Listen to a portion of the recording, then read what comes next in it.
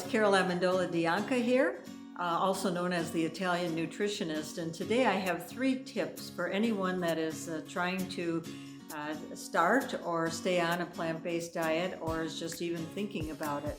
There are 3 things that I've seen in my practice as I have spoken with many clients and patients about nutrition in general and about plant-based. The first one is just keep in mind that no matter what type of choices that you make for eating pattern, that number 1, calories do count.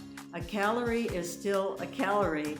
And the first time I had someone come to me in counseling and say, wow, I went on a plant-based diet and I gained 15 pounds, I was shocked myself. I thought, how could this possibly be happening when plant-based diet is a real healthful type of way of eating?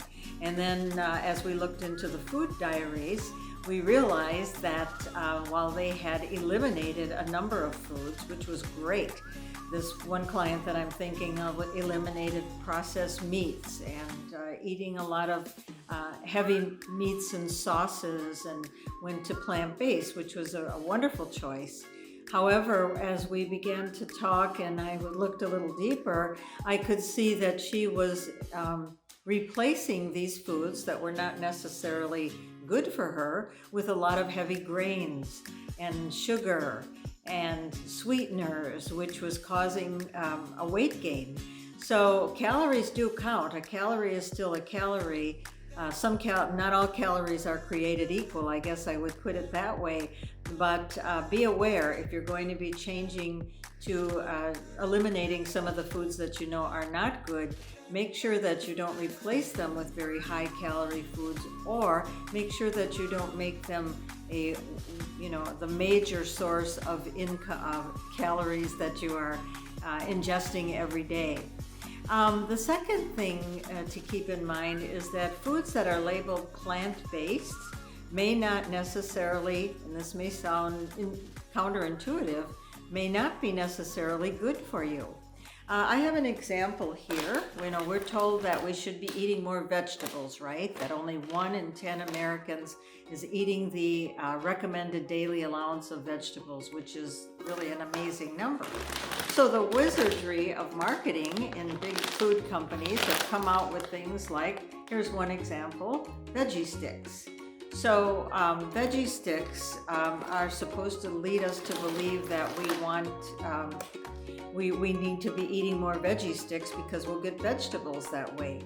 And the truth is, when you look at the label of something like that, that is powdered vegetable, dehydrated and powdered vegetables mixed with oils and sweeteners and colors to look like a nutritionally packed snack that we would have, such as veggie sticks. In fact, I was doing a talk once at a medical center, and someone came out to help me unload the car and set up for me, and I never forget the person said to me, oh wow, veggie sticks, I'm so glad you brought those, that's one of my favorite foods. And I controlled myself. I didn't say much about it. But you can see that's an example of the wonderful techniques of marketing that can really steer us in the wrong direction. So what I always say is, if a food needs a label, it's not whole food, plant-based. So buy foods without a label. Go stay in the produce department and buy foods that don't require a label.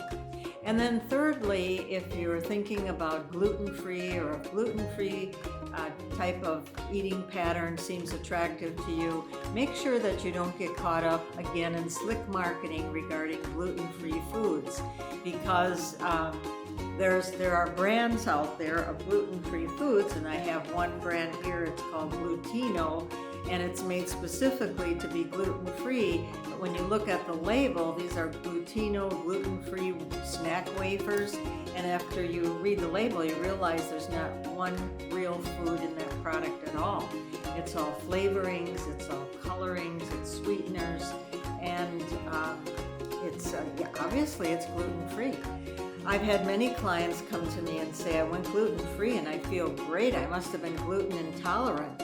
When really, in reality, one of the reasons why they're feeling better is because they went gluten-free, so now they're not eating cookies and pizza crusts and snacks and white bread. And when you stop eating all of that, yes, you can definitely feel better.